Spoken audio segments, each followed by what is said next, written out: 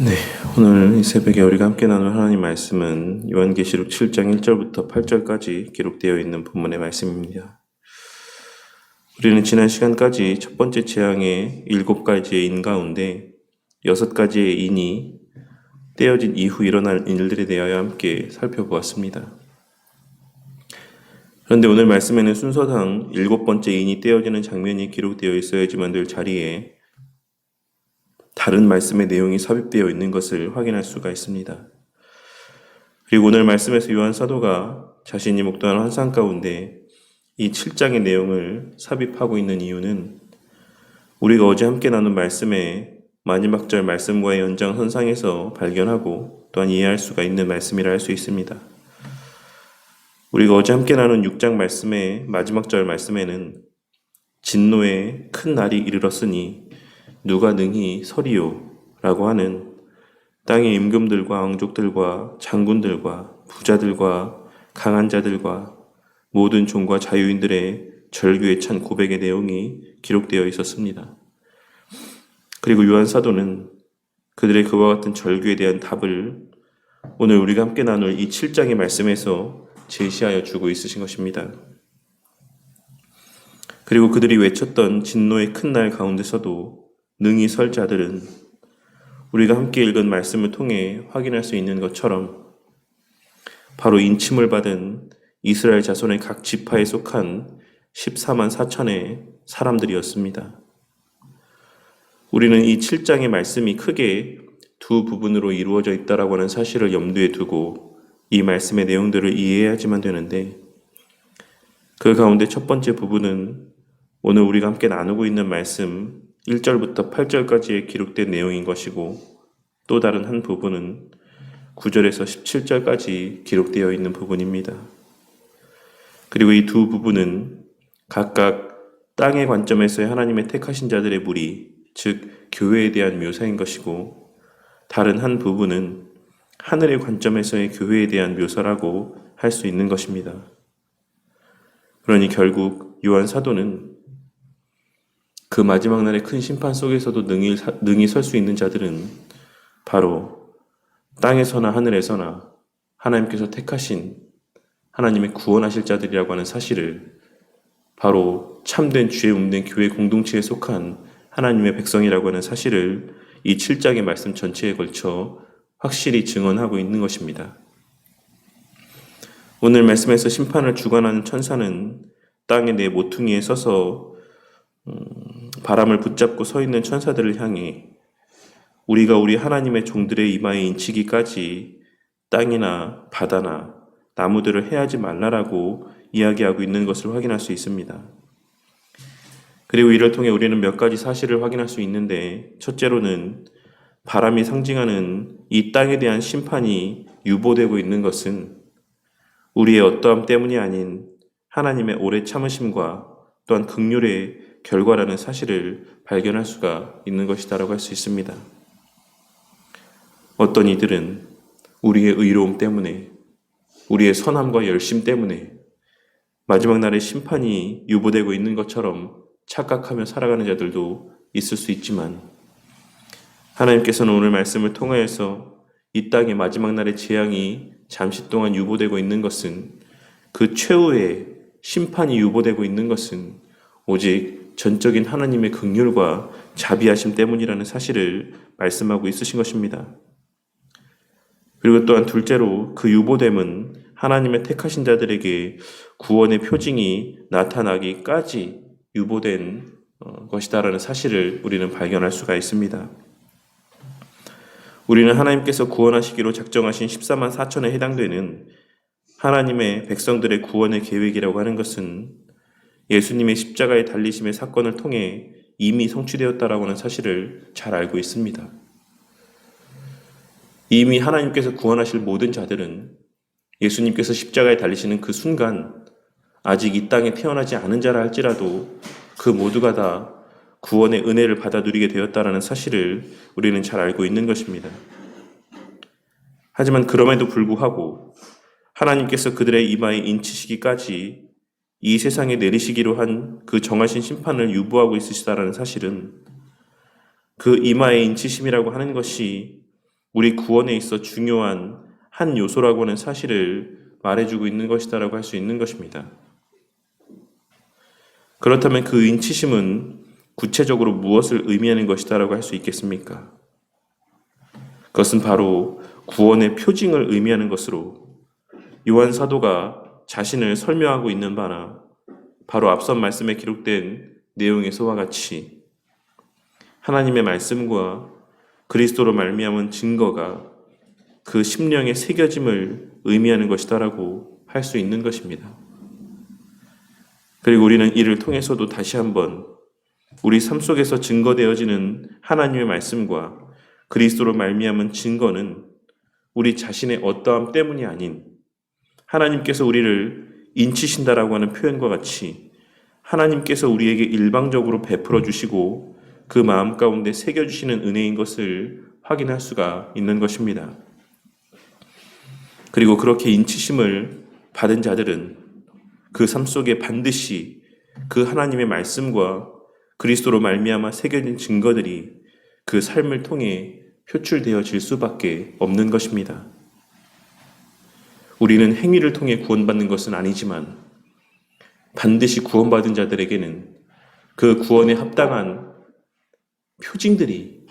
나타날 수밖에 없다라는 사실을 우리는 오늘 말씀에서의 당신의 백성들에게 인치심의 모습을 통해서도 그 인치심과 관련된 말씀을 통해서도 확인할 수가 있다는 것입니다.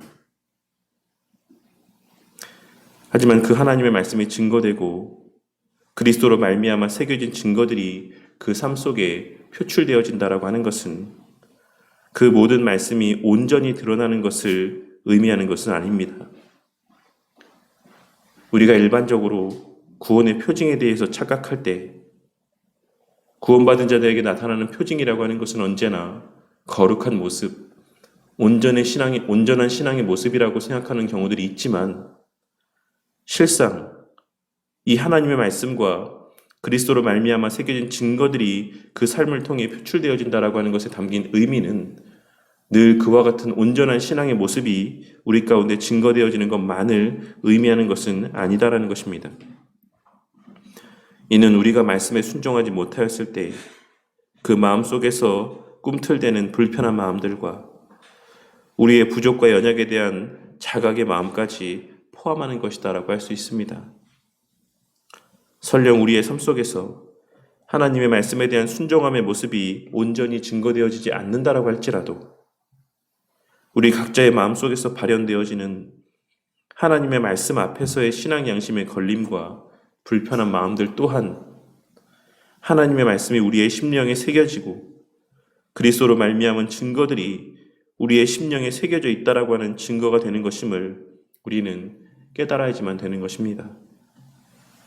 그리고 참된 주의 몸된 교회는 바로 그러한 자들의 공동체라고 할 수 있습니다. 그저 모여서 예배드리고 찬양하고 기도하는 사람들이 모인 곳이 교회가 아닌 하나님의 말씀과 예수님께서 본을 보이신 신앙의 모범을 따라 살아가기를 소망하는 자들이 모인 곳이 바로 교회인 것이며 스스로의 능력으로는 그렇게 살지 못함을 깨닫고 날마다 회개하며 하나님의 도우심의 은혜와 자비와 긍휼을 간구하는 연약하고 겸손한 자들의 공동체가 바로 주의 몸된 교회의 참된 모습인 것이다라고 할 수 있는 것입니다. 그리고 또한 자신의 그러한 참된 성도로서의 모습을 깨닫고 자각하게 되는 과정이 바로 오늘 말씀에서의 하나님의 인치심의 과정이자 그 실제적인 모습이라 할 수 있는 것입니다. 그리고 하나님께서는 당신이 창세전에 계획하신 하나님의 구원하실 자들의 충만한 수라 할 수 있는 14만 4천 명의 하나님의 백성들이 그러한 인치심의 은혜를 다 받아 누리게 될 때까지 이 땅의 심판을 유보하고 계시다라고 하는 사실을 우리는 오늘 말씀을 통해 발견하고 다시 한번 깨닫고 마음 가운데 새길 수 있어야지만 될 것입니다. 그리고 그렇기에 우리는 오늘 말씀을 통해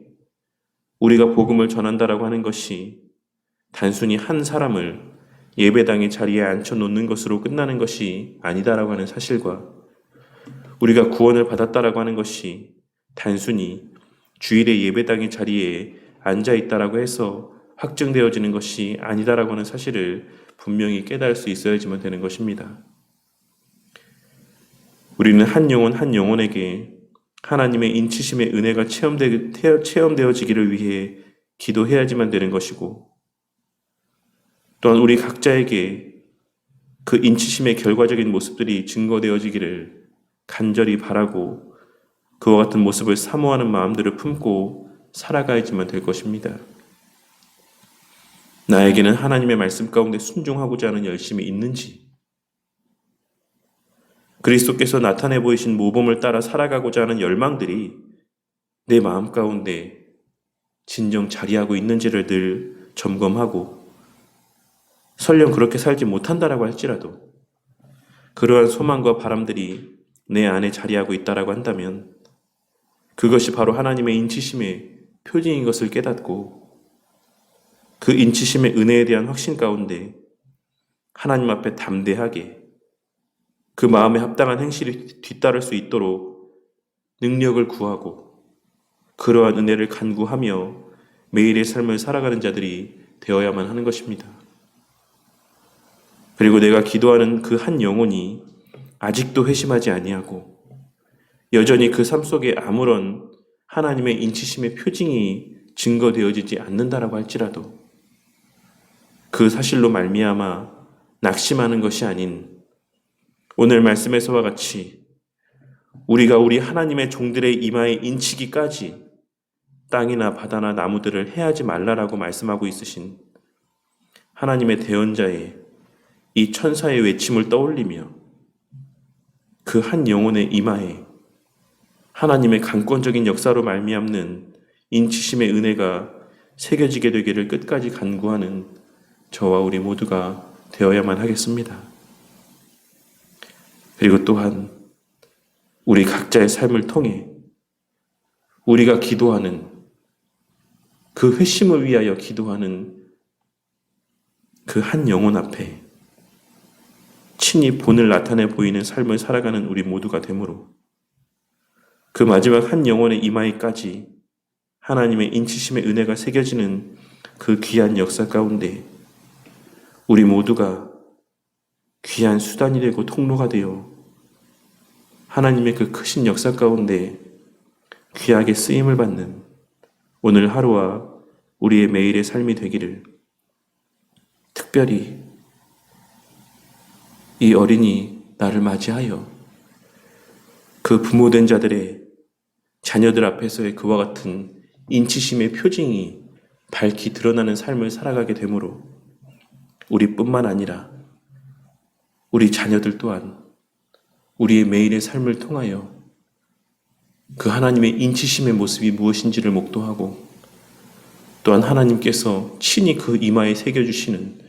하나님의 자녀됨의 표징이 그 삶을 통해 증거되어지게 되기를 주님의 이름으로 간절히 축원합니다.